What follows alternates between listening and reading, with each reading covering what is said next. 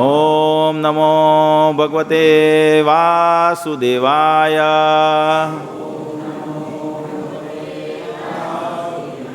ઓમ નમો ભગવતે વાસુદેવાય.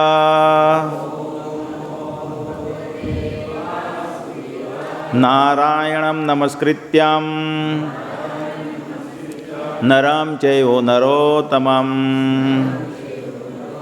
દેવીં સરસ્વતીં વ્યાસં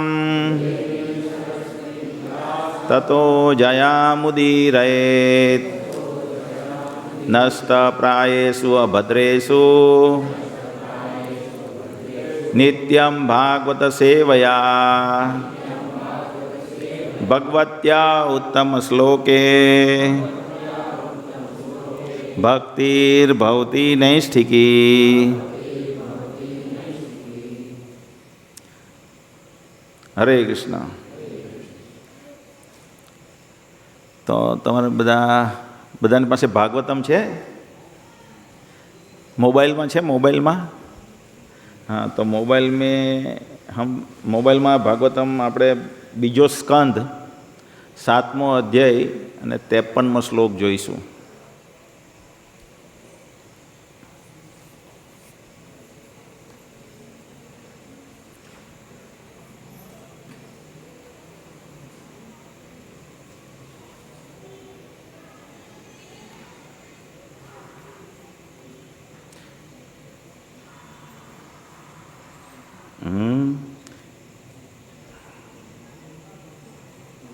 બધાએ જેની પાસે નહીં હોય જેની પાસે હોય તેની બાજુમાં બેસે, એટલે શ્લોક ઉચ્ચારણમાં એને ફાવે. માયામ વર્ણયતો અમુષ્ય ઈશ્વરસ્યાનુમોદતઃ શૃણવતઃ શ્રદ્ધયા નિત્યં માયયાત્મન મોહ્યતિ. માયાં વર્ણયતો મુષ્ય ઈશ્વર્યસ્યાનુમોદતઃ શૃણવતઃ શ્રદ્ધયા નિત્યં માયા આત્મન મોહ્યતિ. આ શ્લોક બ્રહ્માજી નારદજીને કહી રહ્યા છે. માયામ વર્ણયતો મુષ્ય ઈશ્વર્યસ્યાનુમોદતઃ શૃણવતઃ શ્રદ્ધયા નિત્યં માયયાત્મન મોહ્યતિ. કોઈ બોલી શકે છે? માયામ વર્ણતયો મુષ્ય ઈશ્વરસ્યાનુમોદતઃ શૃણવતઃ શ્રદ્ધયા નિત્યં માયયાત્મન મોહ્યતિ. લેડીઝ,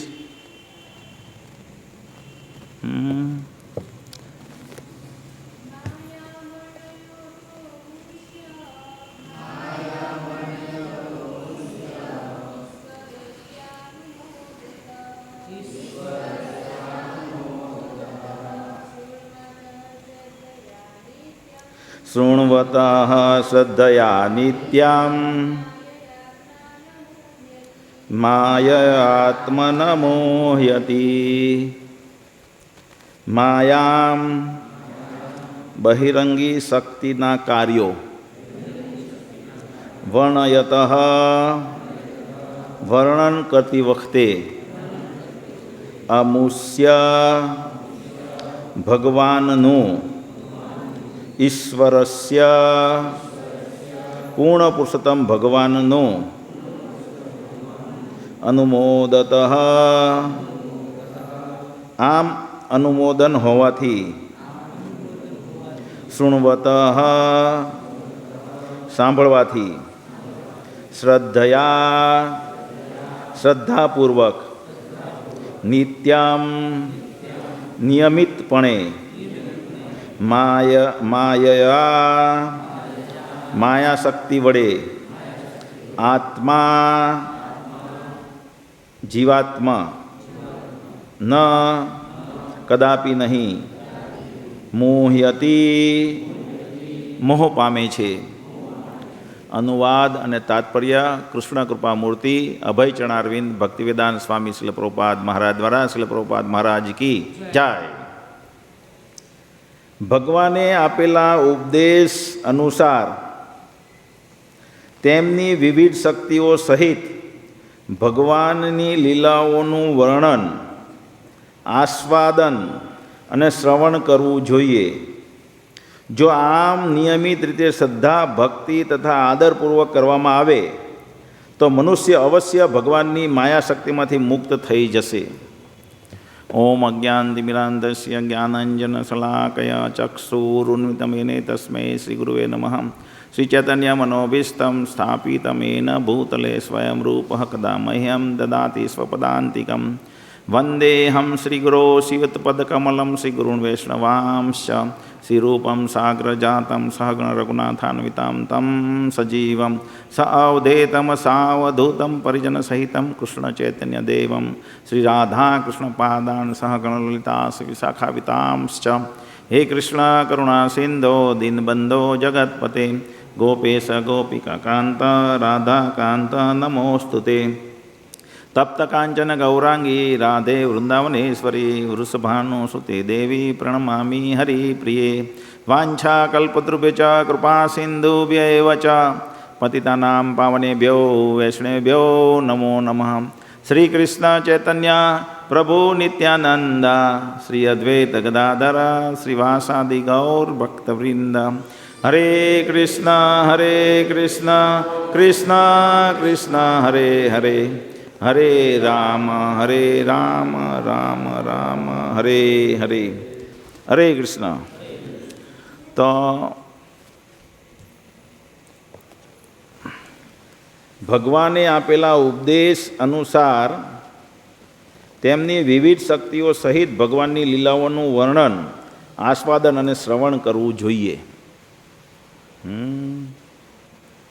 જો આમ નિયમિત રીતે શ્રદ્ધા, ભક્તિ અને આદરપૂર્વક કરવામાં આવે તો મનુષ્ય અવશ્ય ભગવાનની માયા શક્તિમાંથી મુક્ત થઈ જાય છે, જશે.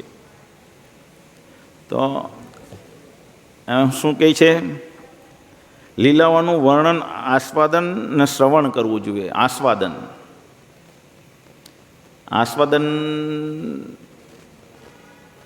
આસ્વાદન જે છે પરીક્ષિત મહારાજ કરી રહ્યા છે. ભગવાન જ્યારે પરીક્ષિત મહારાજનું મૃત્યુ છે ત્યારે 7 દિવસમાં મૃત્યુ છે એમ જ્યારે એમને સમાચાર મળે છે ત્યારે એ ગંગા તટ પર આવીને બેસે છે અને સુખદેવ ગોસ્વામી પણ આવી જાય છે ત્યાં. અને એ ભાગવતમ જે એમણે વ્યાસદેવ પાસે સાંભળ્યું છે તેનું વર્ણન કરી રહ્યા છે. તો આપણે 10મા સ્કંદમાં એક શ્લોક એવો છે, એક જ શ્લોકમાં પરીક્ષિત મહારાજ, સુખદેવ ગોસ્વામી મહારાજ પરીક્ષિત મહારાજને કાલિયાદમનનું કે કોઈ એક અસુરનું વર્ણન એક જ શ્લોકમાં કરી દે. કેમ ને? તો ઘણી વખત શું થાય કે આપણે અહીંયા પ્રવચનનો ટાઈમ પતવાનો હોય તો આપણે શું કરીએ, જલ્દી ફાસ્ટ 5-6 શ્લોક લેવાના હોઈએ તો શું કરીએ, ફટફટ 5 શ્લોક લઈ લઈએ, 4-5 શ્લોક. તો એવી રીતે બધી કથા લીલા આગળ વધારવા માટે સુખદેવ ગોસ્વામી ફાસ્ટ લેવા જાય છે. તો પરીક્ષિત મહારાજ કહે નહીં, મારે વધુ જાણવું છે. તમે એમ ના સમજો કે હું ભૂખ્યો છું, મને જરાક પણ ભૂખ નથી. કારણ કે 7 દિવસ ડે નાઇટ કન્ટિન્યુઅસ બેસી રહ્યા ત્યાં, વિધાઉટ ખાધા પીધા વગર. તો આ રીતે આપણે જો સાંભળીએ, આ પરીક્ષિત મહારાજ જે રીતે સાંભળ્યા, પછી ધુંધકારી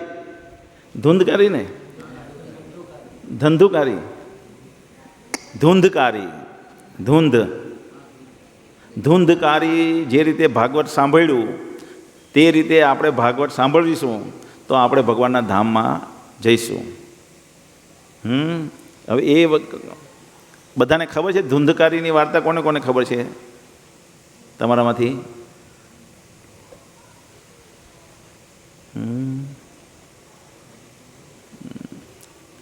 એક માતાજીને ખબર છે. કહી દેવું? કહી દેવું?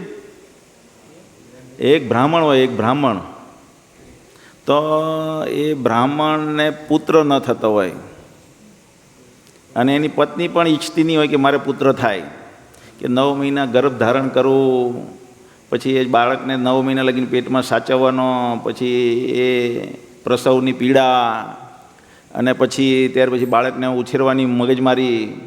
એટલે એ બાબતે આજની આધુનિક સ્ત્રીઓ આવું વિચારે છે ને, તેવું જ એમ કે સરોગસી લઈ લેવાની.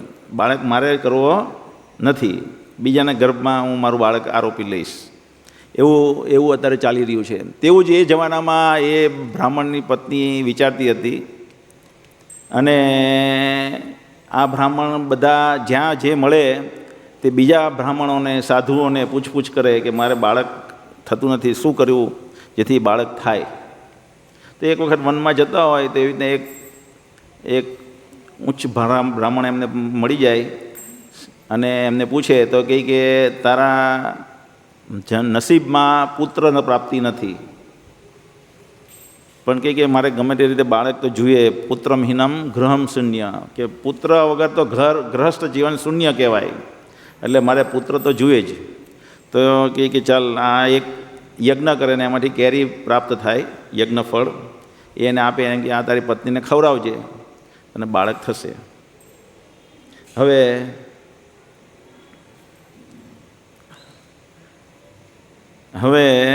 એ ઘરે જાય તો એની પત્નીને પેલી કેરી આપે કે આ તું ખાજે અને તને બાળક થશે. તો એ કહે કે એની બહેન હોય એક બીજી, એ બહેન ગર્ભવતી હોય, તો એ કહે કે મારે બાળક થાય એવું હું ઈચ્છતી નથી. તો કે કંઈ નહીં, મારું બાળક છે એ તું લઈ લેજે 9 માસ પછી, અને 9 માસ લગીને તું ધીમે ધીમે ઢોંગ કર, ઓશીકું કે કંઈ અહીંયા મૂકીને કે હું પણ ગર્ભવતી થઈ છું, અને હું કહી દઈશ કે મારે મિસકેરેજ થઈ ગયું મારા પતિને, અને મારું બાળક તને આપી દઈશ. તો કે આ કેરીનું શું કરીએ? તો કે આ કેરી ગાયને આપી દઈએ, ગાય ખાઈ જશે. એટલે કેરી ગાયને ખવડાવી દે. 9 માસ જાય છે, પેલી સ્ત્રીને બાળક થાય એ આને આપી દે, બ્રાહ્મણને જેને બાળક નહીં થતું એને આપી દે. અને પેલી બાજુ ગાય પણ એક બાળકને જન્મ આપે. એનું નામ રાખવામાં આવે ગોકર્ણ, કારણ કે એના કાન ગાય જેવા હોય. અને પેલું બદમાશ એટલો બાળક હોય જે પેલી બાઈને થયો હોય તે ભ્રષ્ટાચાર, વ્યભિચાર, પાપાચાર બધી વસ્તુમાં લિપ્ત હોય. એટલે એટલો બદમાશ હોય કે ચોરી કરે, લૂંટફાટ કરે, જે પણ બધા પ્રકારના પાપ હોય તેવા બધા પાપ કરતો હોય. અને જેમ જેમ મોટો થાય તેમ તેમ બધી વેશ્યાઓ ગમન કરે. એક દિવસ 5 વેશ્યાઓને પત્ની તરીકે લઈ આવે, અને એ વેશ્યાઓ વિચારે કે બહુ ટાઈમથી પછી એની સાથે શાંતિથી રહેતો હોય, તો એક વખત ડિમાન્ડ કરે કે તમે બહુ જ સમયથી અમને કોઈ ઉચ્ચ ઘરેણાં નથી આપ્યા, અને તમે આવી રીતના રાખશો તો અમે તમારી સાથે રહેવા તૈયાર નથી. તમે અમને સારા કપડાં ને એવું બધું નહીં આપશો ત્યાં લગીને અમે તમારી સાથે રહેશું નહીં. તો પેલો પ્લાન કરે કે આને માટે ઉચ્ચ ઘરેણાની ચોરી મારે રાણીઓના ચોરીને લાવવા જોઈએ. જો હું આને રાણીના ઘરેણાં ચોરીને આપી દઉં તો મારી આ 5 પત્નીઓ બહુ સંતુષ્ટ થશે. તો એક પ્લાન કરીને ચોરી કરીને લઈ આવે અને 5 એમની પત્નીને આપી દે, વેશ્યા પત્નીને. હવે પેલી વેશ્યાઓ વિચારે કે આ રાણીના ઘરેણાં ચોરી કરીને લઈ આવ્યો છે, જો રાજાને ખબર પડી જાય તો એક દિવસ આને પકડી લે ને આપણને પણ પકડી લે. એટલે આને મારીને આપણે ભાગી જઈએ તો આપણે આ ઘરેણું પણ રહેશે અને આનાથી આપણે છુટકારો પામશું. તો એને જીવ તો સળગાવી નાખે ને મારીને ભાગી જાય. હવે ભાગી જાય, આવી રીતના કમૃત્યુ થઈ જાય એટલે ભૂત પિચાસ બની જાય, અને ત્યાં જ એક ઝાડ હોય તેમાં ભૂત પિચાસ તરીકે રહે.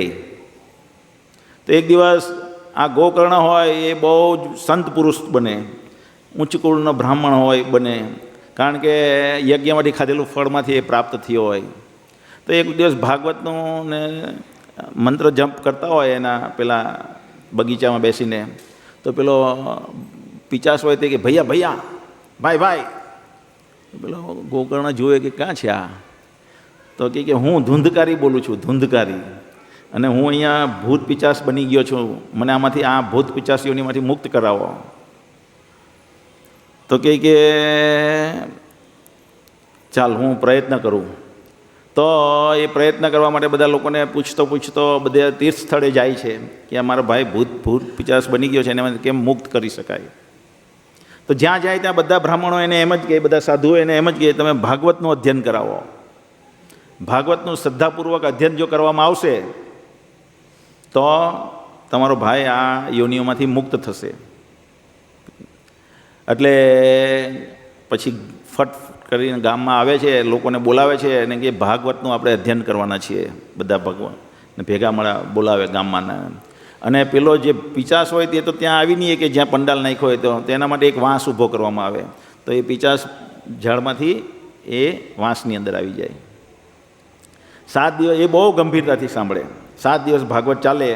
પહેલો દિવસ જાય, પહેલી ગાંઠ તૂટી જાય વાંસની, બીજી ગાંઠ તૂટી જાય, એમ કરતાં 7 દિવસ થાય, 7 ગાંઠ તૂટી જાય. અને છેલ્લા દિવસે વિષ્ણુદૂત આવે. વિષ્ણુદૂત આવે, કયું પેલું વિમાન કહેવાય, પુષ્પક વિમાનમાં આવે વિષ્ણુદૂત એને લેવા, અને એને લઈ જાય છે ભગવાનના ધામમાં. તો બધા વિચારે, ત્યાં બીજા બધા શ્રોતાઓ હોય ગામના, તો એ કે આ તો બહુ મહાપાપી હતો, એને લઈ ગયા ને અમને કેમ નહીં લઈ ગયા? એટલે મહાપાપીને લઈ ગયા ને અમને નહીં લઈ ગયા, તો અમને શું ફળ મળ્યું? અમે બી ભાગવત સાંભળ્યું જ ને, તો અમને ભાગવત સાંભળવાનું શું ફળ મળ્યું? તો ગોકર્ણ કહે કે એણે જે ગંભીરતાથી સાંભળ્યું છે એટલી ગંભીરતાથી તમે સાંભળ્યું નથી.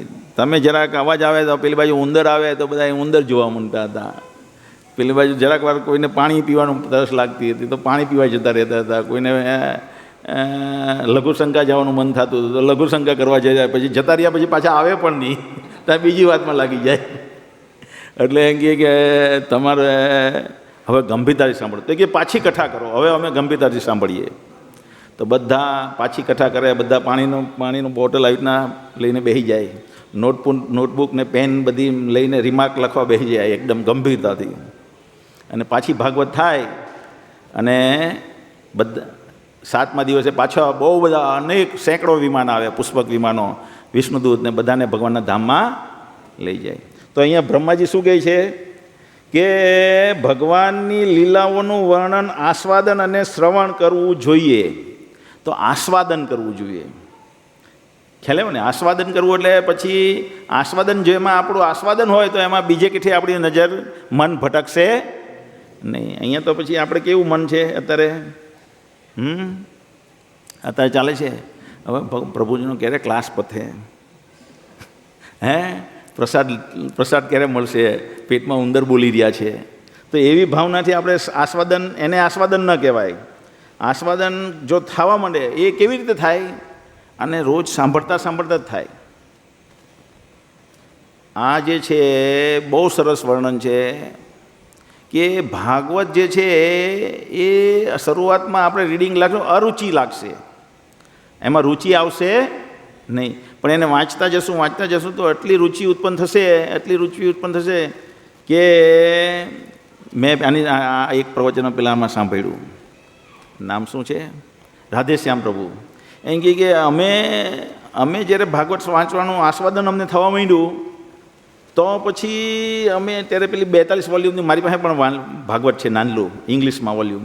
તેવી રીતના કે હું આવી રીતના વાંચતો હોઉં અને કોઈ બેલ મારે ને એટલો કંટાળો આવે, રૂમનો દરવાજો ખખડાવીને એમ કે ખ્યાલ ને કે આ જેવી રીતે ઉદાહરણ આપે, એમ કે આપણે ખાતા હોઈએ ગુલાબજાંબુ મસ્તીનું ગરમ ગુલાબજાંબુ હોય ને દરવાજાનો બેલ આવે ને આપણે ઘરમાં એકલા હોય ને આપણે ઊભા થઈને પેલા સાથે વાત કરવા જવું પડે તો આપણો રસભંગ થઈ જાય.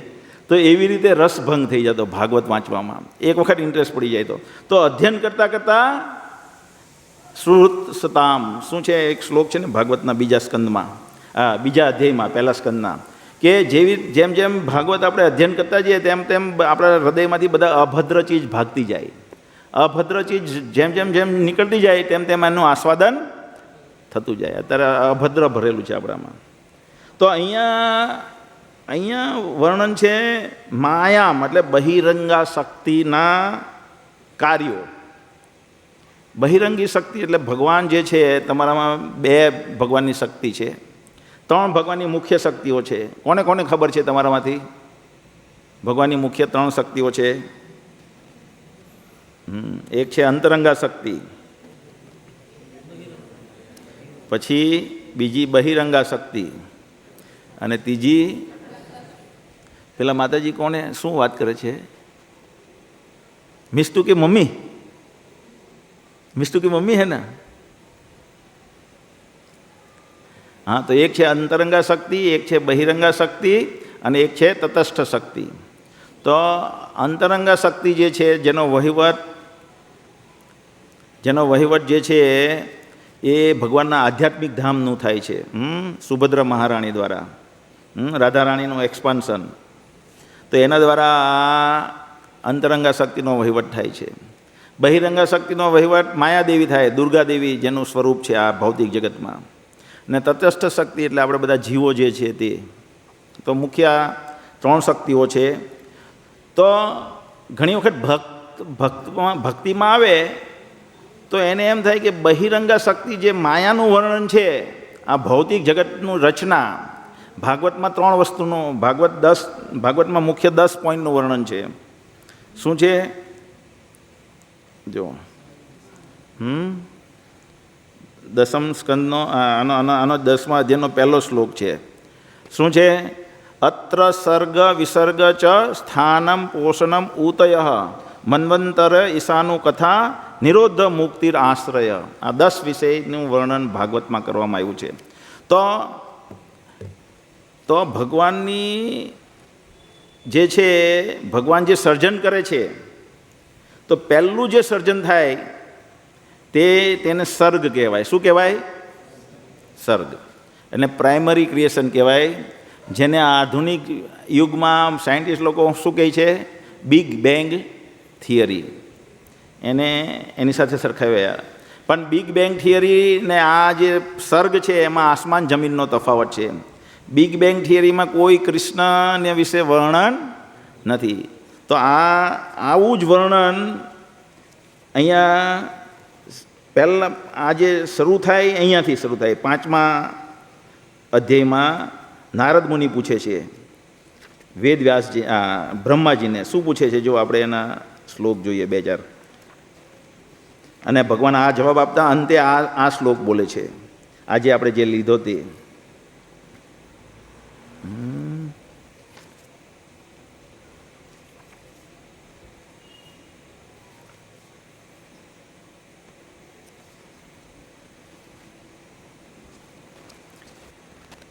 શ્રી નારદ મુનિએ બ્રહ્માજીને કહ્યું,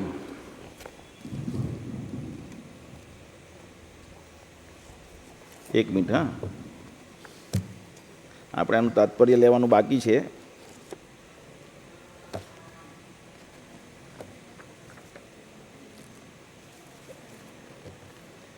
તો અહીંથી શરૂઆત થાય છે. શ્રી નારદ મુનિએ બ્રહ્માજીને કહ્યું, હે સુરશ્રેષ્ઠ, હે પ્રથમ જન્મેલા જીવ, હું આપને સાદર પ્રણામ કરું છું. જે જ્ઞાન વિશેષ કરીને વ્યક્તિગત આત્મા તથા પરમાત્મા તરફ દોરી જાય છે તે વિશે મને જણાવવાની કૃપા કરો. આત્માને અને પરમાત્માને જોડે એ જ્ઞાન જણાવવાની મને કૃપા કરો. હે પિતા, કૃપા કરીને આ પ્રગટ જગતના લક્ષણો તત્વતઃ વર્ણન કરો. તેની પૃષ્ઠભૂમિ શી છે? તે કેવી રીતે ઉત્પન્ન થયું છે? તે કેવી રીતે સુસ્થિત છે? અને આ બધું કોના નિયમનમાં થાય છે?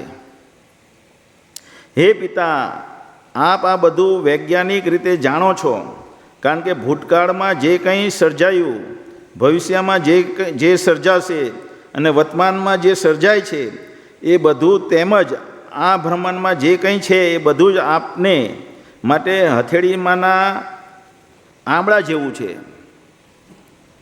એટલે એ કહે છે, બ્રહ્માજી ને નારદજી કહે છે કે જેવી રીતના આપણે એક અખરોટ હાથમાં પકડીએ તો અખરોટ આપણા હાથમાં પૂર્ણ નિયંત્રણમાં હોય કે છટકી જાય આપણા હાથમાં? પૂર્ણ નિયંત્રણમાં હોય ને અખરોટ. એક ઉદાહરણ આપે છે કે અખરોટ જેવી રીતના આપણે પકડી રાખીએ હાથમાં ને પૂર્ણ નિયંત્રણમાં હોય છે, તેવી રીતે આ જગતની અંદર જે કંઈ થઈ રહ્યું છે, અત્યારે રેલ આવી છે, એ એવું નથી કે એટલી બધી રેલ આવીને ભગવાનના નિયંત્રણની બહાર છે. બધું જ ભગવાનના નિયંત્રણમાં છે. અત્યારે વરસાદ વરસી રહ્યો છે અને વરસાદ વરસીને અહીંયા આટલું પાણી ભરાઈ ગયું, અહીંયા આટલા મૃત્યુ પામ્યા, અહીંયા આટલું ભેખડ પડી ગઈ, એ બધું અનિયંત્રિત રીતે નથી થતું, બધું જ નિયંત્રિત રીતે થઈ છે. બધું ભગવાનના નિયંત્રણમાં છે તેમ અહીંયા કહેવા માંગે છે. તો આ જે સર્જન છે, આ ભગવાનનું જે સર્જન છે એ કન્ટિન્યુઅસ પ્રોસેસ છે. શું છે? એક ધારી ચાલતી પ્રોસેસ છે. જેમ કે નવસારીમાં તમે જુઓ, સુરતમાં જાઓ તમે તો સુરતમાં 10 વર્ષ પહેલાં જે સુરત હતું ને 10 વર્ષ પછી અત્યારે સુરત જુઓ તો ઘણો તફાવત થઈ ગયો. અમે છે ને એ કેનાલ રોડ પરથી સુરતમાં અંદર પ્રવેશ કરતા, તો 10 વર્ષ પહેલાં એ સિંગલ પટ્ટી રોડ હતો. સિંગલ પટ્ટી રોડ હતો ને ત્યાંથી અંદર આખો સુરતમાં પ્રવેશ એક પણ ગાડી સામે નહીં આવતી. અત્યારે 10 વર્ષમાં એ રોડ 4 લેન થઈ ગયો સિંગલ પટ્ટીની જગ્યાએ, અને છતાં ટ્રાફિક ગાડી ધીમે ધીમે ચલાય એટલું બધું ટ્રાફિક થઈ ગયું 10 જ વર્ષમાં. કેમ? કારણ કે વિસ્તાર પામી રહ્યું છે. તો એવી રીતે આખું ભગવાનનું જે સર્જન છે બ્રહ્માંડ, તે કન્ટિન્યુઅસ વિસ્તાર પામ્યા કરે. આપણે જોઈએ ને કે મહાવિષ્ણુ જે છે, મહાવિષ્ણુના રોમ રોમમાંથી શું નીકળે? બ્રહ્માંડ નીકળે, બીજરૂપી બ્રહ્માંડ. અને ગ્રેજ્યુઅલી ધીમે ધીમે ધીમે ધીમે ધીમે વિસ્તાર પામે. વિસ્તાર પામે ને? ખબર છે તમને? કોને કોને ખબર છે? આ શ્લોક આજે આપણે એટલે લીધો કે આવતા રવિવારથી આપણે સ્ટ્રક્ચર ઓફ યુનિવર્સ લેવાના છીએ રવિવારે, આ બધા યંગ સ્ટુડન્ટો માટે. કેમ લેવાના છીએ આપણે? કારણ કે એ લોકો બતાવીએ કે સાયન્સ શું બતાવી રહ્યું છે અને શાસ્ત્ર શું બતાવી રહ્યા છે. શાસ્ત્રોની દૃષ્ટિથી કેવી રીતે આ જગત, બધી સિઝનો આવી રહી છે, બધી સિઝનો જાય છે, કેવી રીતે ચંદ્રમાં અલગ અલગ ફેઝમાં, અલગ અલગ દિવસે અલગ અલગ ફેઝમાં દેખાય આપણે ચંદ્રમાં, કેવી રીતે ઋતુ આવે અને ઋતુ જાય છે, કેવી રીતે દિવસ રાત્રિ થાય છે, કેવી રીતે ગ્રહણ થાય છે. તો એ બધી વસ્તુનું વર્ણન જે છે એ ભાગવતમમાં છે. અને એ વર્ણનને આપણે સાંભળીએ અને એ વર્ણન એટલું વિશાળ છે, એટલું વિશાળ છે કે કિલોમીટરમાં નહીં માપી શકાય, યોજનમાં માપેલું છે વર્ણન. અને યોજન કેવા? મિલિયન યોજન, MY એટલે 10 લાખ. એટલે આંકડો કોઈ બતાવવો હોય તો 1 કિલોમીટર એમ કહીએ ને આપણે, 2 કિલોમીટર, 3 કિલોમીટર, 4 કિલોમીટર, તો એમાં બધા આંકડા MY એટલે 1 મિલિયન યોજન, એટલે કે 10 લાખ મિલિયન યોજન એને બેઝ બનાવવામાં આવે. સમજમાં આવે છે વાત? 10 લાખ મિલિયન યોજન. તો આપણે એટલું બધું મોટું વર્ણન કરીએ તો વિચારીએ કે આ બધું સાંભળવાનો શું મતલબ? આ બધું ખ્યાલ આવે ને કે ભાઈ અહીંયા સૂર્ય જે છે એ સુમેરુ પર્વત છે. અહીંયા સુમેરુ પર્વતથી સૂર્ય જે છે એ 15.35 મિલિયન યોજન દૂર પરિભ્રમણ કરી રહ્યો છે. બરાબર છે? બધા સપ્તદ્વીપ છે, 7 દ્વીપ છે, 7 દ્વીપ અલગ અલગ દ્વીપો છે. દ્વીપ એટલે દ્વિઅપ, એટલે 2 બાજુ, જેની બાજુ પાણી છે તેને દ્વીપ કહેવાય. દ્વીપ કહે ને, આઇલેન્ડ. ઇંગ્લિશ વર્ડ શું છે? આઇલેન્ડ. અને હિન્દી વર્ડ, સંસ્કૃત વર્ડ છે દ્વીપ. દ્વિઅપ, અપ એટલે પાણી. ભૂમિર અપન અનલ વાયુ ખમ મનો બુદ્ધિર એવ ચ અહંકાર ઇતિ મે ભિન્ના પ્રકૃતિ અસ્તધા. તો એ અપહ અપહ એટલે બે બાજુ જેની પાણી છે, અથવા આ માટી છે એક રજ સમાન છે, પવનમાં ઉડ્યા કરે, પણ જે બે બાજુથી પાણી પીવે તે બંધાયેલી રહે. આપણે જોઈએ ઉનાળાનો સમય આવે તો શું થાય, માટીમાં બધી તિરાડ પડી પડીને બધી પાવડર બની જાય અને પવનના વહેણમાં એ બધી ઉડ્યા કરે. પણ એ બંધાયેલી કેવી રીતના રહે આ જગતમાં? આ માટી બંધાયેલી કેવી રીતના રહે? કારણ કે બે બાજુથી એ પાણી પી છે. ખ્યાલ આવ્યો ને? એટલે દ્વીપ કહેવાય. તો એવી રીતના 7 દ્વીપ છે, 7 સમુદ્ર છે. કેવા કેવા સમુદ્ર છે અને કેટલા કેટલા વિશાળ. આ અરબી સમુદ્ર છે, જોયો છે અરબી સમુદ્ર બધાએ? અરબી સમુદ્ર જોયો ને? દાંડી જાઓ તો અરબી સમુદ્ર દેખાય. હે? પછી યુરોપમાં જાઓ તો પેસિફિક ઓશન દેખાય. તો એવી રીતના આ બધા જે સમુદ્ર જે છે એ કૂવા સમાન છે. કેવા છે? ભગવાનને જે ભાગવતમાં બીજા બધા જે વર્ણન છે સમુદ્રનું, એ સમુદ્રની સામે આ સમુદ્ર જે છે, આ બધા અત્યારે આપણી ધરતી પરના તે સમુદ્ર કેવા છે?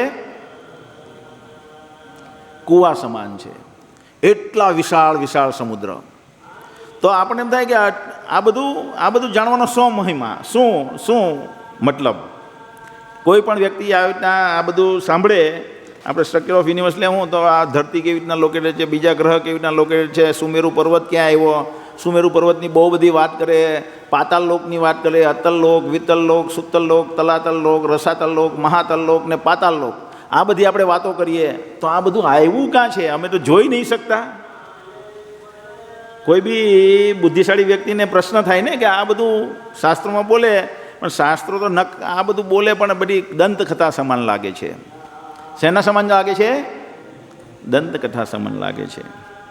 એટલે આપણને શાસ્ત્રોમાં રુચિ ઉત્પન્ન થાય નહીં. પણ અહીંયા વેદ વ્યાસજી જ્યારે આવા પ્રશ્ન કરે છે કે તમે બધું તમારા જે રીતના હાથમાં અખરોટ મૂકો ને બધું નિયંત્રણમાં છે, એમ તમારી જાણકારીમાં છે બધી વસ્તુ. સર્જન થાય જેવી રીતે કરોળિયો કહેવાય કે શું કહેવાય ને? સ્પાઈડરને શું કહે? કરોળિયો એમ કહે કે રાતના એની ઝાડ ફેલાવે અને એને એની કોઈમાં એની મદદ નથી જતી, એ પોતાની આપમેળે કરે અને પછી પાછી આપમેળે એને છોડીને બીજી જગ્યાએ સર્જન કરી નાખે. તો એવી જ રીતે તમે આવું સર્જન કરો છો. પણ હું જોઉં છું, પછી 8મા શ્લોકમાં કહે છે અર્જુન. એટલે આપણે એ બે શ્લોક બાકી છે તે જોઈ લઈએ.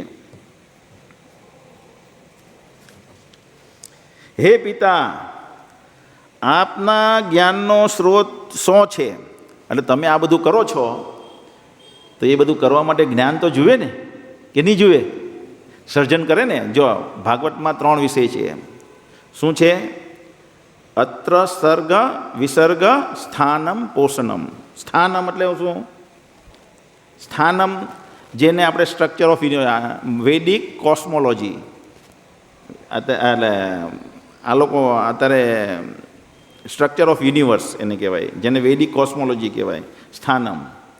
અને સર્ગ એટલે પ્રાઇમરી ક્રિએશન, કે આ જે સર્જન થાય તો એ પહેલાં આ ભૌતિક તત્વો જે છે, મન એક તત્વ છે, બુદ્ધિ એક તત્વ છે, વાયુ એક તત્વ છે, ધરતી એક તત્વ છે, અગ્નિ એક તત્વ છે, આકાશ એક તત્વ છે, શબ્દ એક તત્વ છે. આ બધા ભગવાન કેવી રીતના સર્જન કરે છે? આ બધું પહેલાં ભગવાન લાવે, બ્રહ્માંડ સર્જન કરે અને બ્રહ્માંડની અંદર બધું આવું આ બધા તત્વો મૂકે અને પછી બ્રહ્માજીને સર્જન કરે. અને બ્રહ્માજીને સર્જન કર્યા પછી બ્રહ્માજી વિસર્ગ કરે, સેકન્ડરી ક્રિએશન. અત્ર સર્ગ વિસર્ગો એટલે સેકન્ડરી ક્રિએશન, એટલે જેમાં આપણે બધા જે જીવો છે એ બધા જીવોને મૂકવામાં આવે. બધા જીવો, કેટલા પ્રકારના જીવો છે? 84 લાખ પ્રકારના જીવો છે.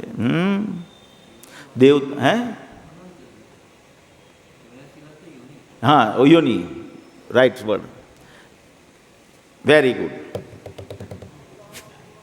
તો કેટલી યોની છે? 84 લાખ યોની ને એમાં કરોડો કરોડો ખરબો ખરબો જીવો છે. એક એક યોનીમાં ખરબો ખરબો જીવો, ખરબો નહીં, અનલિમિટેડ જીવો છે એક એક યોનીમાં. તો એ બધી યોની બ્રહ્માજી સર્જન કરે છે. અને પછી એ જેટલું બી સર્જન કર્યું છે એને પ્રલય આવે, આ જગતમાં પ્રલય આવે.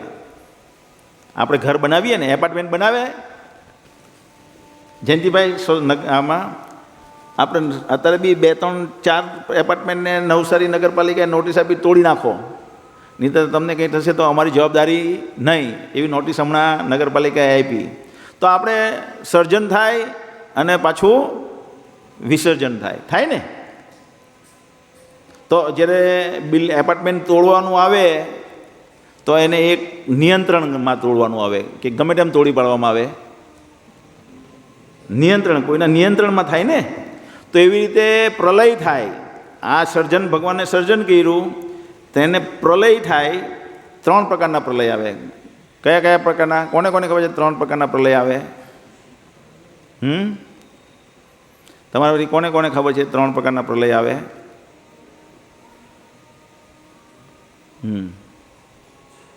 બોલો. હમ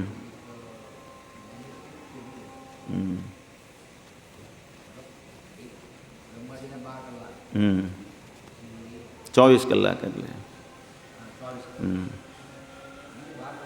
24 કલાકે થાય.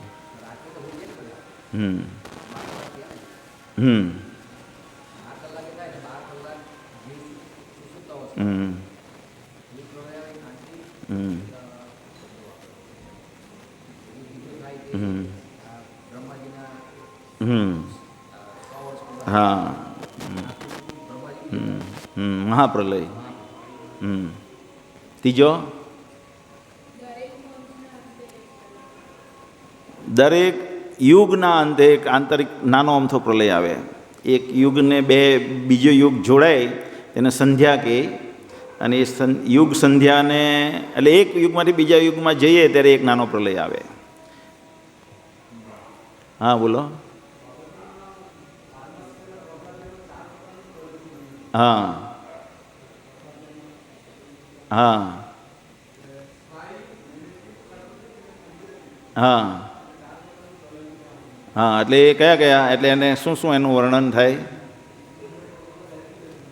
હે, જોરમાં બોલો ને જરા.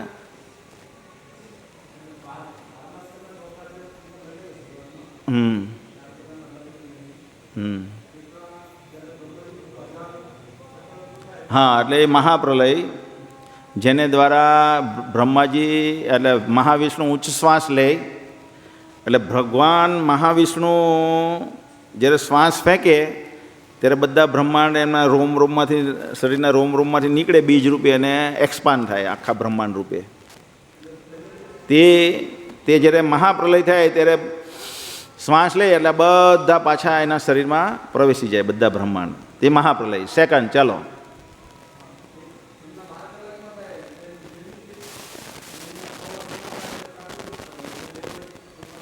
હા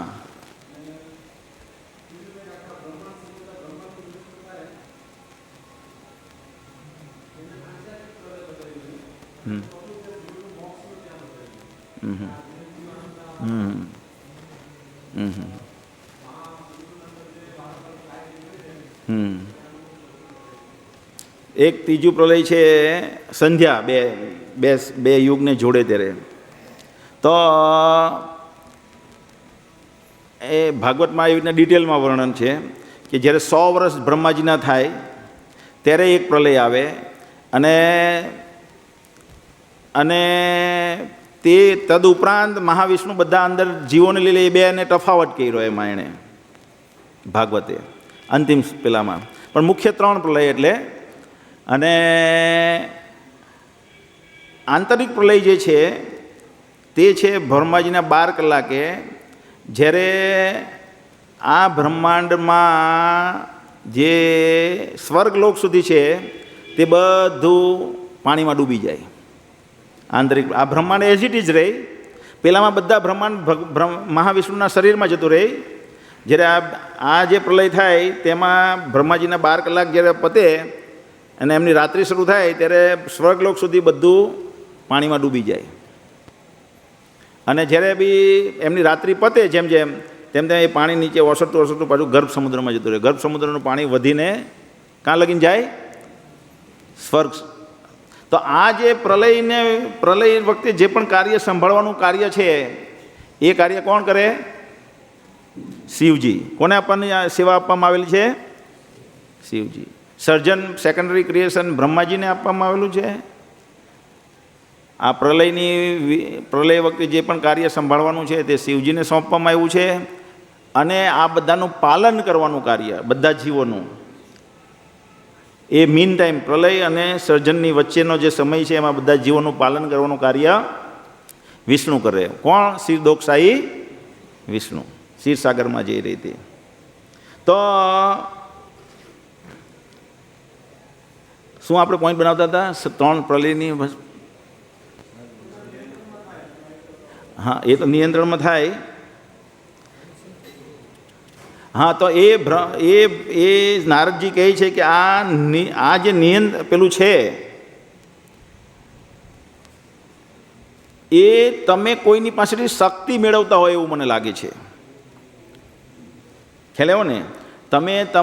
તમે કરો છો અમુક સર્જન, એ હું જોઉં છું, પણ તમે પણ કોઈની પ્રાર્થના કરો છો અને કોઈ પાસેથી શક્તિ મેળવતા હોય એવી રીતે.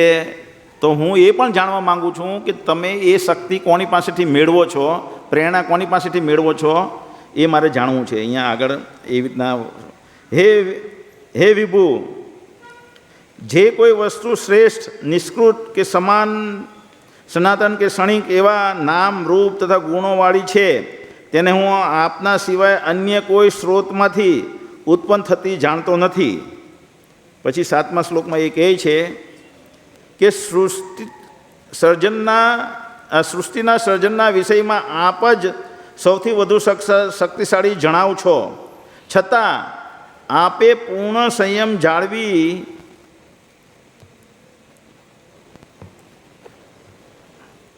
ઘોર તપશ્ચર્યા આદરી એમ વિચાર કરતા આપનાથી પણ વધુ શક્તિશાળી કોઈ વ્યક્તિ હશે એવી શંકાથી મને ખેદ થાય છે. એટલે એ કહે છે કે તમારાથી ઉપર પણ કોઈ સર્જન કરવાવાળું છે ને તેની પાસે તમે શક્તિ મેળવો છો, તમે તપશ્ચર્યા કરી એ મેં સાંભળી છે અને એ જાણી અને મને એ જાણવાનું મન થાય છે. તો ત્યાર પછી બ્રહ્માજી વર્ણન કરે છે કેવી રીતે ભગવાન બધા 24 તત્વોનું આયોજન કરે, પછી બ્રહ્માજી બીજા બધા અલગ અલગ જીવોનું સર્જન કરે અને કેવી રીતના ભગવાન પોષણ કરે. એ 5 આ સ્કંદ અધ્યાય 5, 6 અને 7માં વર્ણન છે. અને 7મા અંતિમ શ્લોકમાં એ કહે, આને પહેલાંના શ્લોકમાં પણ એ કહે છે કે પ્રત્યેક જીવના પરમાત્મા તથા શક્તિઓના શ્રેય રૂપ પરમ સ્ત્રોત એવા પૂર્ણ પુરુષોત્તમ ભગવાન પ્રત્યે મનુષ્યોની ભક્તિનો શક્ય તેટલો વધુ વિકાસ થાય તે રીતે કૃપા કરીને આ ભગવદ્ વિજ્ઞાનનું નિશ્ચયપૂર્વક વર્ણન કરો. એટલે બ્રહ્માજી આદેશ આપે છે, આ બધું જ્ઞાન આપ્યા પછી નારદને શું આદેશ આપે છે કે લોકોને ભગવાન પ્રત્યે પ્રેમ જાગૃત થાય, ભગવાન કૃષ્ણ પ્રત્યે ભક્તિ જાગૃત થાય, એ રીતે તમે આનું વધુ ને વધુ વર્ણન કરો અને આ જગતનું વિસ્તરણ પણ કરો. એટલે અહીંયા ભાવાર્થમાં પ્રભુપાદ જણાવે છે, કોઈ વિષયને ગંભીરતાપૂર્વક શીખવાનું વિજ્ઞાન ધર્માંધ લોકોના લાગણી વેડાથી જુદું છે. ઘણા લોકો લાગણીશીલ હોય ને, હોય કે નહીં હોય? મોટે ભાગના લોકો કેવા હોય? લાગણીશીલ હોય. એટલે સેન્ટિમેન્ટ હોય અને તમે જુઓ કે એની એક ભાવના ઉત્પન્ન થાય કોઈ પણ ધર્મ પ્રત્યે, કોઈ પણ વિચારધારા પ્રત્યે. અને જેવી તમે એ વિચારધારા એના મનમાં હોય, એ વિચારધારા આપણે તોડીએ એટલે તરત જ એને ખોટું લાગી જાય ને. જેવી રીતે ઘણા લોકોને, તમારા માટે પણ ઘણા લોકોને એમ જ છે કે સાયન્સ બરાબર છે. હું પણ ઘણા લોકોને કહેવું ઘણા લોકોને એમ કહેવું કે આ જે વરસાદ અત્યારે આવી રહ્યો છે એ ક્યાંથી આવી રહ્યો છે? હે? ના ના, સમુદ્રમાંથી નહીં, હું જે કહું છું ચંદ્રમા પરથી આવે છે. ભાગવતનું વર્ણન છે ને, ક્યાંથી આવે? ચંદ્રમા પરથી આવે. જેવી રીતે ક્ષીણે પુણ્યે મૃત્યુ લોકે વિસંતિ, એક ભાગવતમાં શ્લોક છે, ભગવદ્ ગીતાનો શ્લોક છે. તો એ શ્લોકમાં શું છે કે દેવતાઓ જે છે એ જ્યારે ચંદ્રમાંથી ધ્રુવલોક સુધીનો વચ્ચેનો જે ગાળો છે તેને સ્વર્ગલોક કહેવાય. ને સ્વર્ગલોકના દેવતાઓ જ્યારે એમનું આયુષ્ય પતી જાય ત્યારે એ લોકોને સ્વર્ગ છોડવાનું હોય ત્યારે એમના 90% કમાયેલા પુણ્ય ખતમ થઈ ગયેલા હોય કહેવાય. જેવી રીતના આપણે અમેરિકા જઈએ તો કમાયા હોય ને આપણું બેંક બેલેન્સ હોય તે આપણે વાપર્યા કરીએ, પછી એ બેંક બેલેન્સ ખતમ થઈ જાય તો પછી આપણે કમાવવું પડે ને પાછું, ખ્યાલ આવે ને? તો એવી રીતે ત્યાં ભાગવતમાં 3 સ્વર્ગની વર્ણન છે. તે પણ હું આના પરથી સમજાવું છું કે એ લોકોના મૃત્યુ થાય એટલે કે એ લોકોનો દેહ ત્યાગવાનો વારો આવે એટલે એ લોકોને દુઃખ લાગે. કેમ દુઃખ લાગે? દેવતાઓને કેમ દુઃખ લાગે એમને દેહ ત્યાગવાનો વારો આવે ત્યારે? અક્ષય, કંઈ તમે વર્ણન તમે કંઈ બતાવી શકો, પ્રકાશ પાડી શકો? આટલો બધો વૈભવ છે, વેરી ગુડ. એટલો બધો વૈભવ છે જે વ્યક્તિનો, એ વૈભવ છોડવાનો વારો આવે તો એને દુઃખ થાય કે ન થાય? જ્યારે રોડ પર બહુ બધા ભિખારીઓ હોય એને મૃત્યુ થઈ જાય તો એને મૃત્યુનું દુઃખ ન લાગે, પણ લતા મંગેશકર જેવા હોય, અમિતાભ બચ્ચન જેવા હોય, મોટા વ્યક્તિ નામના જેની પ્રતિષ્ઠા થઈ ગઈ હોય સમાજમાં, અને એને મૃત્યુ આવે તો એને મૃત્યુ ગમતું નથી.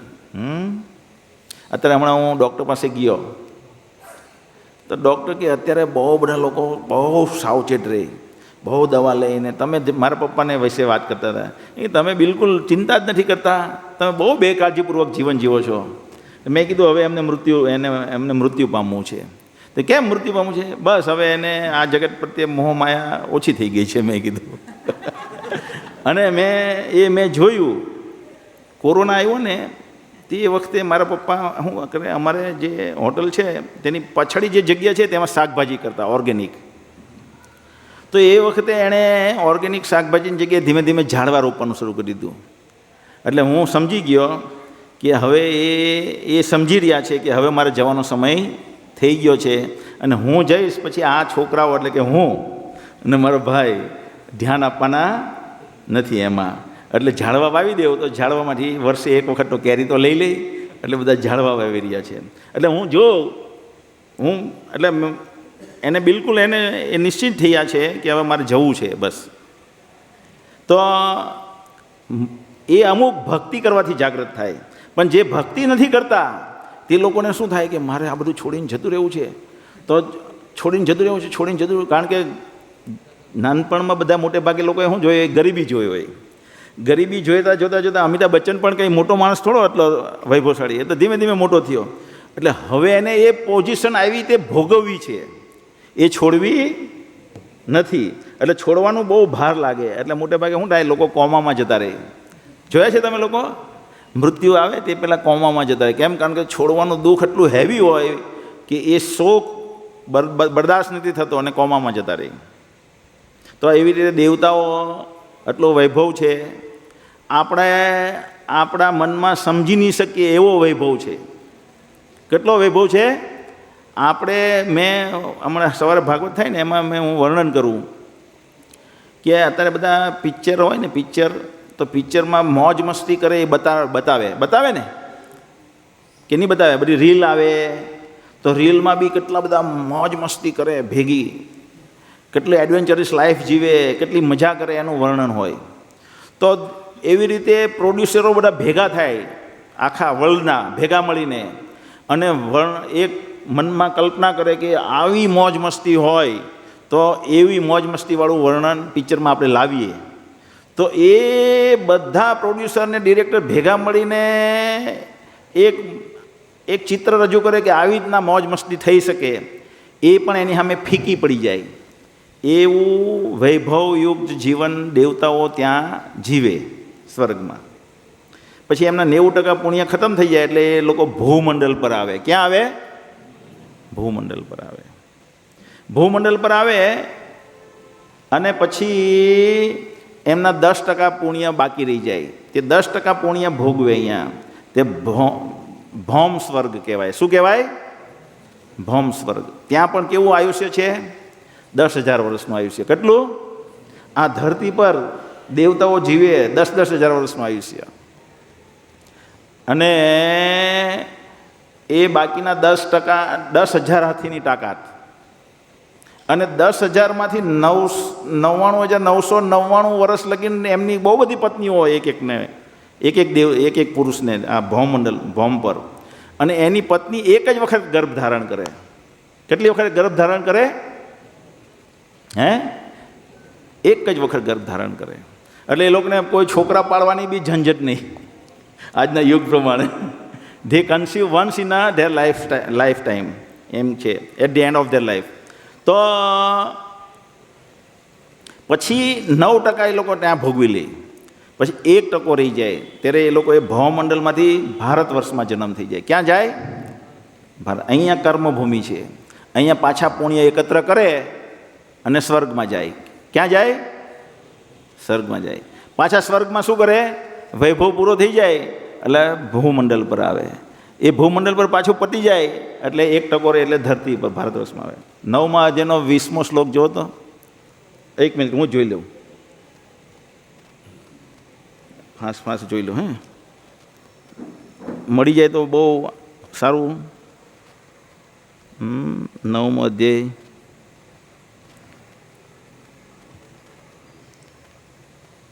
ત્રૈવિદ્યા મામ સોમપાહ પુત પાપા યજ્ઞૈર્ઈષ્ટ્વા સ્વર્ગગતિમ પ્રાર્થયન્તે તે પુણ્યામાસદ્ય સુરેન્દ્રલોકમ અસ્નાતિ દેવાન દેવી દેવાન ભોગાન. શું કહે છે? Those who study the Vedas and drink the Soma juice, seeking the heavenly planets, worship me indirectly. Purified of sinful reaction, they take birth on the pious heavenly planets of Indra, where they enjoy godly delights. કે એ લોકોનો જન્મ જ્યાં ઇન્દ્ર જેવા દેવતાઓ છે ત્યાં થાય છે અને ત્યાં સ્વર્ગીય ભોગ ભોગવે છે. પછી 21મો શ્લોક છે.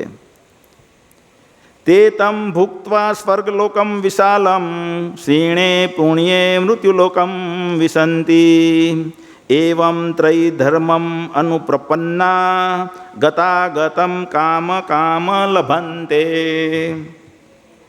When they have just enjoyed vast heavenly sense pleasure and the results of their pious activities are exhausted, they return to this mortal planet again. Thus, those who seek sensuous enjoyment by adhering to the principles of the 3 Vedas achieve only repeated birth and death. તો એ લોકો શું કરે? અહીંયા પાછા ઉપર જાય, અહીંયા આવે ઉપર જાય, અહીંયા જાય ઉપર જાય. તો એ પણ આપણા માટે સારું નથી. એમ ભગવદ્ ગીતામાં ભગવાન જણાવે છે ને ભાગવત પણ આપણને જણાવે છે. સારું છે ભાઈ? એક વખત આપણે કરોડપતિ થઈ જઈએ થોડાક વર્ષ પછી, અને પછી પાછા રોડપતિ થઈ જઈએ, પાછા કરોડપતિ થઈ જઈએ, પાછા રોડપતિ થઈ જઈએ. સારું કહેવાય આપણા માટે? નહીં. તો ભગવાન કે આ સારું નથી. આમાંથી તમે મુક્ત થાઓ, ભગવાનના મારા ધામમાં આવો. તો એટલા માટે ભગવાન કે જન્મ કર્મ ચ મે દિવ્યમ એવમ યો વેત્તિ તત્વતઃ ત્યક્તા દેહમ પુનર્જન્મ નેતિ મામેતિ સોચ અર્જુનમ. કે ભગવાન આ બધું સર્જન કરે અને આપણને ભગવાનના ધામમાં પાછા લઈ જવા માટેની બધી ક્રિયાઓ કરે આ જગતમાં, તો એ આપણે જાણીશું તો આપણે શું થશે? ભગવાનના ધામમાં જઈ શકીશું. તો અહીંયા શું કહે છે કે લાગણી વેડા, સેન્ટિમેન્ટલ લોકો હોય. સેન્ટિમેન્ટલ લોકો શું કહે? ઘણા લોકોના મનમાં, હું આ પોઈન્ટ પરથી ત્યાં ગયો હતો કે એક ધારણા હોય કે સાયન્સ બરાબર છે, તો એ સાયન્સ માટે એને એક માનસિકતા બેસી ગઈ, લાગણી બેસી ગઈ, બસ સાયન્સ બરાબર છે. પણ જો સાયન્સની જગ્યાએ ભાગવત કહે છે એ કંઈક અલગ જ કહે છે. જેમ કે સાયન્સ શું કહે? સાયન્સ શું કહે છે કે સૂર્ય જે છે એ કેન્દ્રમાં છે આખા બ્રહ્માંડમાં, અને બાકીના બધા ગ્રહો એની ફરતે ફરે છે. કહે છે ને એવું, સાયન્સમાં એવું જ ભણાવવામાં આવે ને. પણ ભાગવત જે કહે છે કે ધરતી કેન્દ્રમાં છે, એટલે ભૂમંડળ કેન્દ્રમાં છે આખું, અને સૂર્ય અને બધા ગ્રહો ફરી રહ્યા છે. તો જ્યારે આપણે આવું સાંભળીએ તો કે આ ખોટું છે. કારણ કે આપણે જે સાંભળ્યું તે એક લાગણી ઉત્પન્ન થયેલી હતી. કેવી રીતના સાચું છે એ સમજવાનો પ્રયત્ન નહીં કર્યો. તો પ્રભુપાદ જ્યારે આવું કીધું કે ચંદ્ર જે છે એક સ્વર્ગીય ગ્રહ છે, અને એક સ્વર્ગીય ગ્રહ છે, ત્યાં મનુષ્યના યાંત્રિક પ્રયાસો દ્વારા કોઈ મનુષ્ય ત્યાં પહોંચી શકે નહીં. એના માટે પૂરતા માત્રામાં પુણ્ય એકત્ર કરવા જોઈએ, અથવા યોગિક સિદ્ધિ પ્રાપ્ત કરવી પડે, તો વ્યક્તિ ચંદ્રમા પર જઈ શકે. પણ જ્યારે આવું પ્રભુપાદ કહેતા કે નહીં, એ ગયા નથી, ખાલી અફવા છે, ખોટું ભ્રમ ફેલાવી રહ્યા છે વૈજ્ઞાનિકો, અને ગવર્મેન્ટ પાસેથી ખોટી રીતે રૂપિયા પડાવી રહ્યા છે આવા કાર્યો માટે, તો અમુક લોકોને ખોટું લાગી જતું અને એ લોકો છોડીને જતા રહેતા. કેમ? કારણ કે એમની લાગણીઓ હાઈ હોય. એવી રીતે આપણી પણ ધાર્મિક લાગણીઓ બહુ આપણા મનમાં હાઈ હોય, અને અહીંયા કંઈક બીજું સમજાવવામાં આવે તો શું લાગે? ખોટું લાગી જાય. પણ એને સમજવાનો પ્રયત્ન કરવો પડે. ધીમે ધીમે ધીમે ધીમે ધીમે અહીંયા કંઈક નવું સાંભળો તો પછી કેમ આવી રીતના છે, પ્રશ્ન કરવાનો, જાણવાનો પ્રયત્ન કરવાનો, સમય આપવાનો કે ચાલો ભાઈ, મારું મન અત્યારે, મારી બુદ્ધિનું લેવલ નાનું છે, ધીમે ધીમે ધીમે આને હું ક્લિયર કરીશ. તો એક દિવસ બધું ક્લિયર, ભગવાનની કૃપાથી બધું આપણે જોઈ શકીએ. જેવી રીતે હમણાં 2-3 વીક પહેલાં મેં એક નાનું અમથું લેખ મૂક્યો આપણા ગ્રુપમાં કે હરે કૃષ્ણ મંત્ર જે છે, જેવી રીતે આચાર્યોએ આપણને કીધો છે, એ આચાર્યોએ બતાવેલા માર્ગ અનુસાર આપણે હરે કૃષ્ણ મંત્ર આપણે બોલીએ તો એ આચાર્યોની કૃપા દ્વારા એ હરે કૃષ્ણ મંત્ર આપણા હૃદયમાં બીજી બધી વસ્તુ પ્રગટ કરે. બધી વસ્તુ આપણે સમજી શકીએ દુનિયામાં, અને આપણે ભગવાનને જાણી શકીએ. ભગવાનને જાણવા બહુ મુશ્કેલ છે. કોઈ વ્યક્તિ, કોઈ મોટા યોગીઓ મોટા યોગીઓ પણ ભગવાનને જાણી નહીં શકતા. કરોડો જન્મ લગીન મનુષ્ય નામ સહસ્રેષુ કશ્ચિદ અતેતિ સિદ્ધયે, લાખો હજારો લોકો, કરોડો યોગીઓ ભેગા મળીને વર્ષ લગીને પ્રયત્ન કરે ભગવાનને જાણવા માટે, તો પણ એ વ્યક્તિ ભગવાનને જાણી શકે નહીં. પણ એક ભક્તની કૃપા થઈ જાય, અને ભક્ત, શુદ્ધ ભક્ત જે છે, પ્રભુપાદ જેવા ભક્ત જે છે, એને અનુસરીએ, એના શાસ્ત્રનું અધ્યયન કરવાથી, એની કૃપા દ્વારા આ જો ભાગવત આપણે વાંચીએ તો ભગવાન આપણા હૃદયમાં પ્રગટ થાય. ભગવાન એમની બધી શક્તિ દ્વારા આપણને એમનું આખું સર્જન બતાવે. તો એવી રીતે આપણે ભગવાનને જાણી શકીએ. તો લાગણી વેળા જે છે એ હોઈ શકે, પણ એનાથી થોડુંક દૂર રહેવું. ધર્માંધો અને મૂર્ખાઓ ભગવાનની બહિરંગા શક્તિ સંબંધી લીલાને તેમને માટે નકામી ગણે, અને તેઓ ભગવાનની અંતરંગા શક્તિમાં ભાગ લેનાર તરીકે ઉચ્ચ ભૂમિકા પર હોવાનો પોકળ દાવો કરે. આ ગુજરાતીમાં તો મને વાંચવાનું જ નહીં ગમે, અને મને જ નહીં સમજ પડે જલ્દી. એટલે એ લોકો એમ કહે અહીંયા કે અમુક લોકો છે ને પોતાની જાતને બહુ પ્રગતિ કરેલા માને છે કે અમે તો ભગવાનને બહુ જાણી લીધા, અને અમારામાં તો બહુ રાધા ભાવ છે, બહુ ગોપી ભાવ છે અમારામાં, અને એ માટે થઈને અમને અંતરંગા શક્તિની જે લીલાઓ છે એમાં ઇન્ટરેસ્ટ છે. આ બધી લીલાઓમાં ઇન્ટરેસ્ટ નથી, સર્જનની. આ જે સર્જનનું કાર્ય કરે છે, ભગવાન આ બધા અસુરોને મારે છે, એમાં અમને રસ નથી. અમને શું રસ છે? ભગવાન ગોપીઓ સાથે કેવો વ્યવહાર કરે છે, ગોપ બાળકો સાથે કેવો વ્યવહાર કરે છે, એમાં ઇન્ટરેસ્ટ છે અમને. અમે બહુ પ્રગતિ કરેલા વ્યક્તિઓ છીએ, પણ એને એ ખબર નથી. અહીંયા એ સમજાવે છે. પરંતુ વાસ્તવિક રીતે ભગવાનની અંતરંગ શક્તિ અને બહિરંગ શક્તિ સંબંધી લીલા સમાન રીતે શુભ છે. એટલે અહીંયા પ્રભુપાદ સમજાવે છે કે અંતરંગ શક્તિની જે લીલા છે ને બહિરંગ એટલે કે ભગવાનના ધામમાં જે ચાલી રહી છે તે લીલા. કઈ લીલા છે? ભગવાનના ધામમાં બહુ બધી લીલાઓ ચાલે છે. એ જ અહીંયા વૃંદાવનમાં લીલા ભગવાન કરે, અહીંયા અવતરિત થાય ત્યારે. તો એ લીલાનું વર્ણન અને બહિરંગા શક્તિનું વર્ણન કે આ સર્જનનું શક્તિ બંને શુભકારી છે. બંને જો આપણે સાંભળીએ તો આપણે માયાના પ્રભાવથી મુક્ત થઈએ છીએ. બીજી બાજુ જેઓ ભગવાનની બહિરંગા શક્તિના પાસમાંથી સંપૂર્ણપણે મુક્ત થયા નથી, તેમણે બહિરંગા શક્તિના સંબંધે ભગવાનની લીલાનું દરરોજ ભક્તિપૂર્વક શ્રવણ કરવું જોઈએ. તેમણે ભગવાનને કરેલી રાસલીલા જેવી તેમની અંતરંગ શક્તિ સંબંધી લીલાઓ ખોટા આકર્ષણથી દોરવાય ને તેમાં એકદમ કૂદકો મારવાની મૂર્ખામી કરવી જોઈએ નહીં. એટલે ભગવાનની રાસલીલા જે છે એ સાંભળવા માટે બહુ બધાને આતુરતા હોય. રાસલીલામાં શું થયું ખ્યાલ ને? પણ અહીંયા પરીક્ષિત મહારાજ સુખદેવ ગોસ્વામી શું કહે છે કે તમારે ભાગવતમના 10 9 સ્કંદ પહેલાં સમજવા જોઈએ. આ કયો સ્કંદ છે? બીજો સ્કંદ, પછી ત્રીજો સ્કંદ, પછી ચોથો સ્કંદ, પાંચમો સ્કંદ, છઠ્ઠો સ્કંદ. એ બધા સ્કંદને સમજતા ભગવાન શું છે, ભગવાનનું વિજ્ઞાન શું છે, ભગવાનની અલગ અલગ શક્તિઓ શું છે, એ જ્યારે આપણે સમજતા થઈએ ત્યારે પછી ભગવાનની જે અંતરંગ લીલા છે તે સમજી શકીએ આપણે.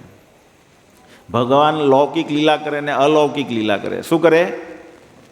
અલૌકિક લીલા કરે. જ્યાં સુધી આ બધું અહીંયાથી ત્યાં લગીને લૌકિક લીલા શું કરે? ભગવાન માખણ ચોરી કરે. લૌકિક લીલા થઈ ને આપણે પણ માખણ ચોરી કરીએ કરીએ જ ને. શું નાના હતા ત્યારે તરબૂચ નહીં ચોરતા? હે, કોઈના આંબામાંથી, કોઈની વાડીમાંથી કેરી ચોરીને ખાઈ જતા. આપણે ખાઈ જતા કે નહીં? કોઈના વાડામાં અમે નાના હતા ત્યારે આમળા ખાવા જતા. અમે રહીએ શાંતાદેવી રોડ ઉપર એ વખતે, અને કૃષ્ણ સોસાયટી અહીંયા આવી. કૃષ્ણ સંસ્કાર ભારતી સ્કૂલનો પેલું ગેટ છે ને ત્યાં આવી. તે કૃષ્ણ સોસાયટીમાં જઈએ ને ત્યાં બધા એ લોકોના ઘરના કમ્પાઉન્ડ વોલમાં આમળા વાવેલા. એટલે અમે એમાંથી આમળા તોડીને ખાઈએ. તોડવા આવીએ બધા ભેગા મળીને તોડી લઈએ અને પછી બધા ખાઈએ. તો આપણે પણ એવી નાની ચોરી, લૌકિક લીલા થઈ કઈ ભગવાનની. પછી ભગવાન માટી ખાય, આપણે પણ માટી ખાઈએ. તમારામાંથી કોણે માટી ખાધી છે? હું ગામ જતો ને, સૌરાષ્ટ્રમાં ગામ જતો તો દિવાળીની આજુબાજુમાં છે ને સિંગ પાકે. અત્યારે સિંગ વાવેલી હોય મગફળી, અને મગફળીનો પાક દિવાળી પર, નવરાત્રિ પર લેવામાં આવે. પછી એ દિવાળી પર જે કાળી માટી ચોંટી ગયેલી હોય, સિંગ જ્યારે માટીમાંથી કાઢે ને ત્યારે એની પર માટી ચોંટેલી હોય, અને એ સૂકી માટી એટલી મીઠી લાગે. એ વખતે તો ખવાતી, હું નાનો હતો ત્યારે. અત્યારે તો બધી દવા નાખીને ખાઈ તો હું થાય ખબર નહીં. હું બહુ માટી ખાતો એવી રીતે, મને બહુ ભાવતી એ માટી. તો એવી રીતના ભગવાન માટી ખાય, આપણે પણ માટી ખાઈએ. લૌકિક લીલા થઈ. પણ ભગવાન માટી ખાય ને પછી એની માં કે મોઢું ખોલો, અને મોઢું ખોલે તો આખા બ્રહ્માંડનું અંદર દર્શન થાય માને. તો એ અલૌકિક લીલા થાય. આપણે કોઈ કરી શકીએ નહીં. તો એ જ્યારે આપણે સાંભળીએ તો આપણામાં ગ્રહણ થાય નહીં. જ્યારે 1 થી 9 સ્કંદ નહીં વાંચ્યા હોય અને ભગવાન કૃષ્ણને આપણે જાણીએ નહીં તો આપણા મનમાં એ ગ્રહણ થઈ શકે નહીં કે આવું થોડું હોય કે એટલું અમથું મોડું અને એમાં આખો બ્રહ્માંડ દેખાય, અને 1 મિનિટમાં તો માં મૂરઝાઈ જાય અને મૂર્છિત થઈ જાય કે આ શું જોઈ રહી છું. યશોદામાઈ એક વખત કંડોરો બાંધે. શું બાંધે? કાળો દોરો બાંધે કૃષ્ણને, કોઈની નજર ન લાગે. માં બાંધે ને, બાંધે કે નહીં બાંધે? પછી એક દિવસ બધા કમ્પ્લેન કરીને લાવે કે તારો કાનો બહુ બધાનું માખણ ચોરી કરી નાખે ને બધાના માટલા ફોડી નાખે છે, દૂધના ને માખણના. તો માં કહે કે આજે તને બતાવી દેવું, બાંધી દેવું, પછી તું શું કરે તે જોઈએ. આપણે માં કહીએ ને, આપણી મમ્મી કહે બહુ ધમાલ કરી તો તને બાથરૂમમાં પૂરી દઈશ, કહે કે નહીં કહે? તેમ યશોદા માં કહે કે આજે હું તને બાંધી દઉં છું. તો ખાંડણિયા સાથે બાંધવા જાય. હવે કંદોરો તો બાંધેલો છે તે બંધાઈ ગયો, પણ પેલા સાથે બાંધવા જાય ને તો 2 ઇંચ ટૂંકું પડી જાય, દોડું. શું પડી જાય? 2 ઇંચ ટૂંકું પડી જાય, દોડું. તો બીજું એટલું જ મોટી રસ્સી લઈ આવે. 2 ઇંચ ટૂંકું પડી ગયેલું હોય પણ પહેલાં જેટલું રસ્સી લઈ ગયેલું હોય ને એટલી જ બીજી મોટી રસ્સી લાવે, ગાંઠ મારે અને પાછું બાંધવા જાય તો 2 ઇંચ પાછું ટૂંકું પડી જાય. અલૌકિક છે ને, અલૌકિક લીલા છે ને. સમજમાં આવે? કોઈ વૈજ્ઞાનિક માને? શિવાભાઈ કોઈ માને? તો એના માટે થઈને આ ભગવાનની સર્જનનું જે સર્જન જે છે, આપણે એક એપાર્ટમેન્ટ બનાવીએ, અહીંયા એક બ્રિજ બને છે, પેલી કઈ ટ્રેન જવાની છે, બુલેટ ટ્રેન જવાની છે, તો હાઈવે પર એક બ્રિજ બને છે. એ બ્રિજ બનાવતા બનાવતા ખાલી હાઈવેને ક્રોસ કરવા માટે થોડુંક એક્સ્ટ્રા એક્સપાન્શન છે પિલરનું, કોલમનું. એટલે કોલમ ધારો કે 20-20 મીટરે આવતું હોય તેની જગ્યાએ આ 30 મીટરે કોલમ છે. એટલે હવે પેલું જે વચમાં બાંધવું બનાવવું 2 વર્ષથી બનાવી રહ્યા છે. કેટલા વર્ષથી? 2 વર્ષથી બનાવી રહ્યા છે, હજી બની રહ્યું નથી. તો આપણે એક ખાલી એટલો અમથો બ્રિજ ભારતમાં એ હોધો હોય ને, જો આખા બ્રહ્માંડનો ફોટો પાડ્યો હોય ને, આખા બ્રહ્માંડનો ફોટો પાડ્યો હોય ને, આ કેમેરો કેટલાનો આવે? ઝૂમ આવે ને, 2x 3x 4x 5x 64x zoom થાય ને. તો આખા બ્રહ્માંડનો ફોટો પાડે અને કરોડ x ઝૂમ લાવે ને પછી જોવા જાય કે આ બ્રિજ ક્યાં છે તો દેખાય નહીં. ખ્યાલ આવ્યો કે? થોડુંક ખ્યાલ આવે છે વાત? તો પણ આ બ્રિજ શોધી શકાય એમ? એટલા અમથા બ્રિજને બનાવવા માટે 2 વર્ષ જાય છે. તો એ ભગવાનનું સર્જન એટલું વિશાળ છે. અને ભગવાન યોગ નિદ્રામાં સૂતા હોય અને સૂતા હોય ને કાર્ય પતી જાય, સૂતા સૂતા કાર્ય પતી જાય ભગવાનને. એ ભગવાન કૃષ્ણ કેવી લીલા કરે. હે પેલો ભાઈને ઉપાડી જાય. કોને ઉપાડી જાય? રૂકમણીને ઉપાડી લઈ આવે. પછી રૂકમી એનો ભાઈ અને શિશુપાલ જેની સાથે એના લગ્ન થવાના હોય એ 2 જણા પછાડી દોડે એને મારવા, બતાવી દઈએ આ મારી પત્નીને લઈને ભાગ્યો, બતાવું છું. દોડે પછાડી. તો દોડે તો 2 ફૂટનું અંતર રહે. કેટલું રહે? 2 જ ફૂટનું અંતર રહે. ઠેક લગીને પકડવા હમણાં પકડાઈ જાય, હમણાં પકડાઈ જાય. 2 જ ફૂટનું અંતર જાળવી રાખે પણ પકડાય, છેલ્લે લગીને પકડાય નહીં.